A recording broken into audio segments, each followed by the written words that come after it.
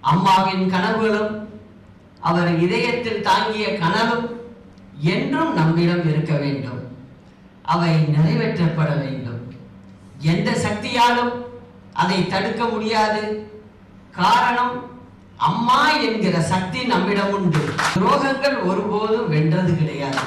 அதுவும் அனைத்து இந்திய அண்ணா திராவிட முன்னேற்ற கழகத்தை என்றும் வெல்லவே முடியாது. நம்மை பிரிக்கும் சக்தி, நம்மை பிரிக்கும் ஆற்றல் யாருக்கும் இல்லை. அனைத்து இந்திய அண்ணா திராவிட முன்னேற்ற கழகத்தின் விரோதிகள் வரிந்து கட்டு வருகிறார்கள். துரோகத்தின் வடிவத்திலும் வருகிறார்கள்.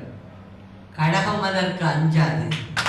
புரட்சி தலைவர் அவர்கள் சொன்னது போல, அச்சம் என்பது மடமை, அஞ்சாமை திராவிடர் உடைமை, ஆறிலும் சாவு நூறிலும் சாவு. நம் தாய் கட்டி காத்த கழகத்தை பாதுகாப்பது நமது கடமை. துரோகமும் விரோதமும் கைகோர்த்து வந்தாலும் அவை தோற்று ஓடும். தோற்க வைப்போம்.